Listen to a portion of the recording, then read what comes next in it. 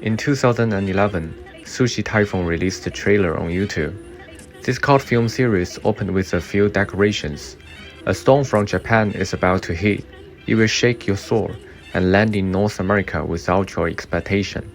Here, Sushi Typhoon represents the Asian extreme subgenre known as J-splatter.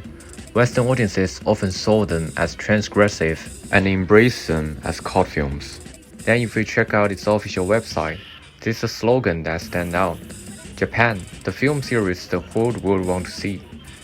And when we look at the company's list of directors, one name jumps out. Noboru Iguchi. Who is he?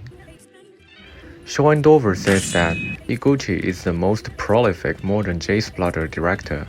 He demonstrates incredible creativity and tells novel stories of corruption and indulgence through his portrayal of female characters. So, as a member of this cult wave, what is Iguchi's style like? Yes, it's bloody and transgressive enough as well.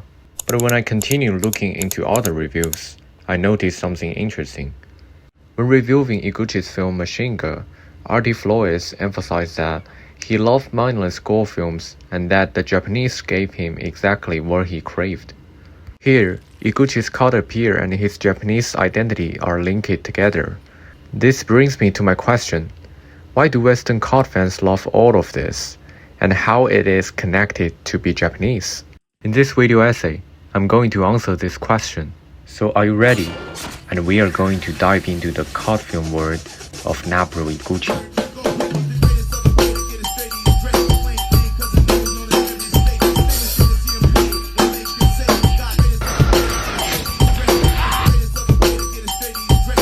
Wait, so what exactly is cult film? And how should we analyze Asian cult films? Martis and Sexton argue that cult cinema usually has three characteristics: strange and weird aesthetics, transgressive content, and heightened intertextual self-awareness.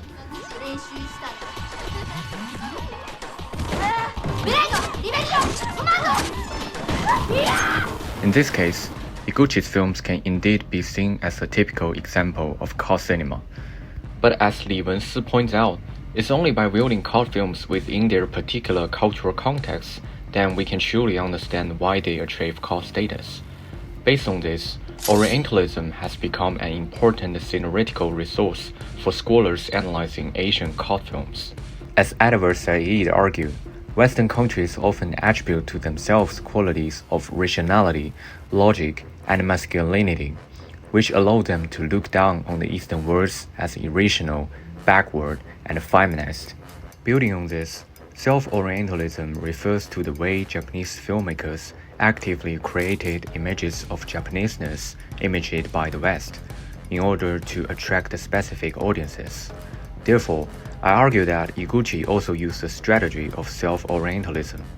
His approach is more closely tied to the image of the Shōjo, using customs, transgressive violence, and the self-exploitation of Japanese cultural elements to make himself a new cult figure in Japanese cinema.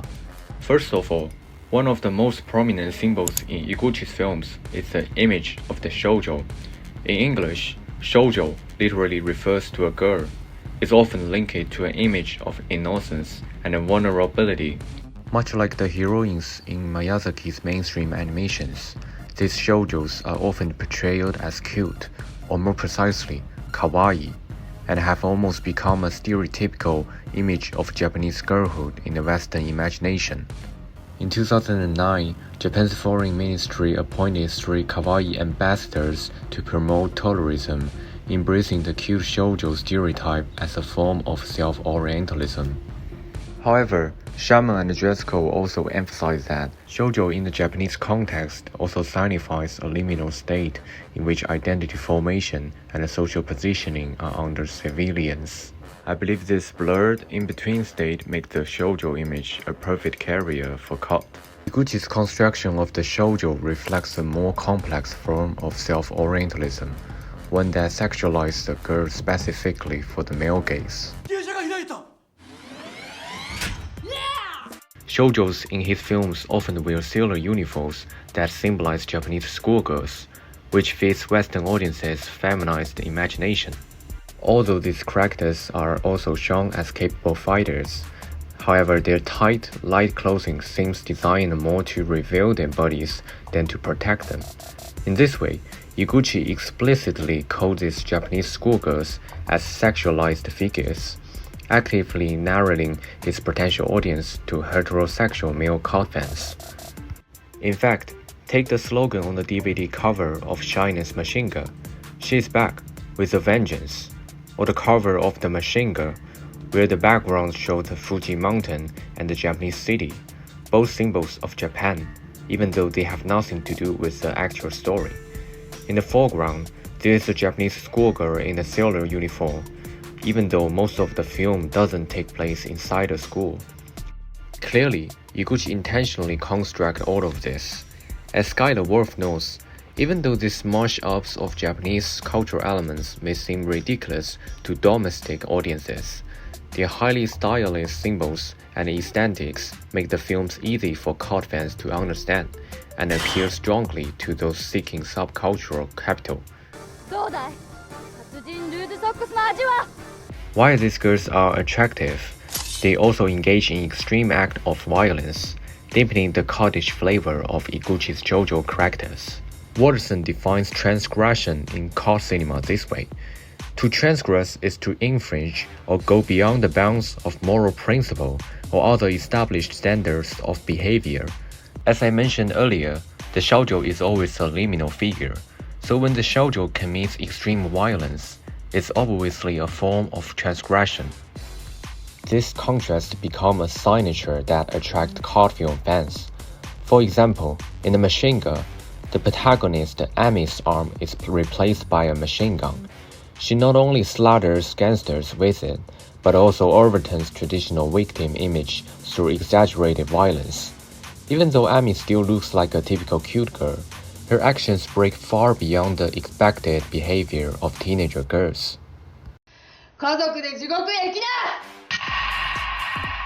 Similarly, in Mutant Girl Squad, Rin awakens her mutant powers on her birthday and uses her transferred arm to massacre enemies. Rin also wears a Japanese high school uniform, which contrasts sharply with her extreme violence and bodily mutations. Through their extreme body transformations and violent performance, these girls are simultaneously portrayed as cute and bloody, catering to the imagination of Western heterosexual male cult fans, who eroticize and brutalize Japanese culture at the same time.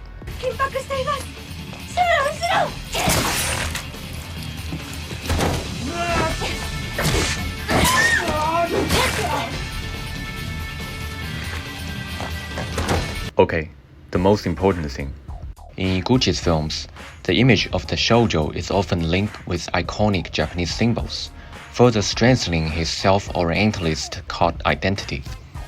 The earliest study of Japan's post-war international image can be tracked back to Benedict's The Chrysanthemum and the Sword. As the title suggests, the chrysanthemum represents Japan's national emblem, while the sword symbolizes the spirit of Bushido. The combination hints at Japan's paradoxical character, gentle yet martial.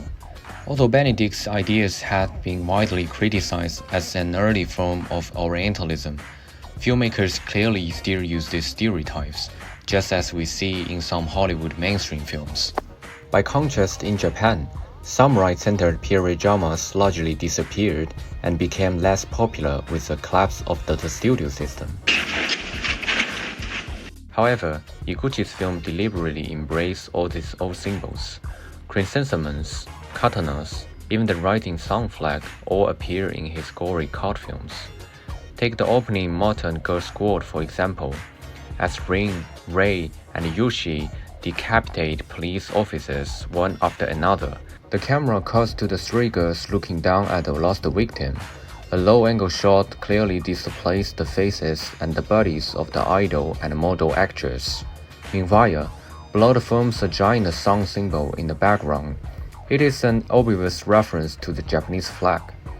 Just like Wolf pointed out that in J splatter films, specific segments display symbols and images that appeal to viewers with subcultural knowledge of Japan, becoming key to the film's cult appeal. A similar mode of exploring Japanese culture also appears in the depiction of the girls' enemies.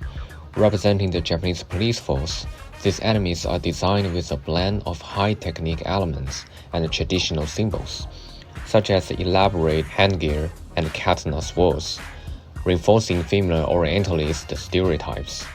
Once again, Japanese identity is actively constructed by Iguchi. This construction exemplified what Robin Citizen terms technical Orientalism, where in Japan is simultaneously portrayed as bizarre subculture space and as a society bound by an obsolete feudal hierarchy. This collision of these extremes often invite cult admiration and cult ratings.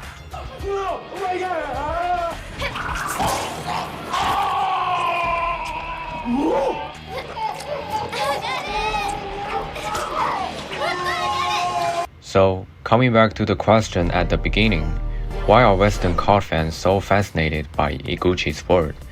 As I have said, he precisely constructs a Japaneseness imaged by the West. He has appeared at film festivals, wearing a traditional Japanese fundoki loincloth.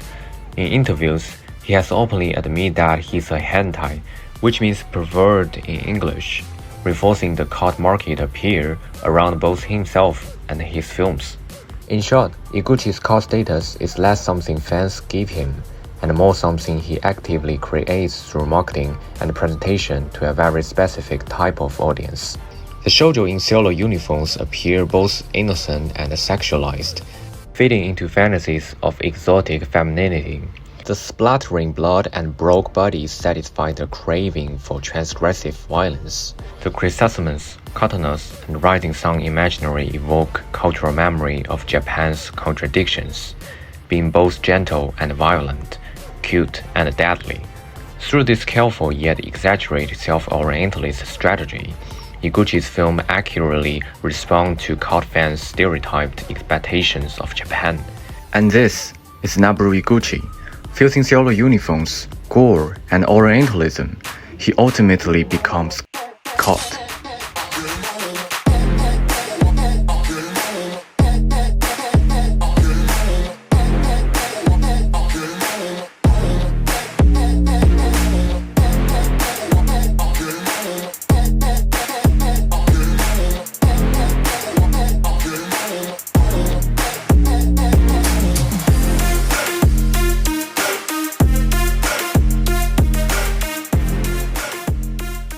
Hi Dimitri, are you familiar with Noboru Iguchi's cult films? Yeah, actually I am. I mean, he's a very interesting filmmaker in terms of the kind of the cult scene in Japan. I'm Mahiro Tanaka. I'm from Japan. I searched him up really quickly and I realized I watched one of his films, which is The Flowers of Evil, but I haven't seen any of his other films. And what's your first impression of his films? They're very gnarly, absolutely. They're ridiculously gnarly. It's almost revolting to watch. It's very interesting how he incorporates sort of like female protagonists to be these like driving forces of nature. It's obviously purposely like low budgeted films kind of vibes, but definitely gruesome with all the whole blood and the vomit coming out and some kind of guts coming out as well. And the final question, do you like this kind of style? I mean, look, I'm a horror guy, so I have to like this stuff, but if I'm being honest with you, the amount of blood and gore that he puts in his films, even for me, that's sometimes a bit too much, but I'm gonna say I'm on the right side of history that I do like this stuff.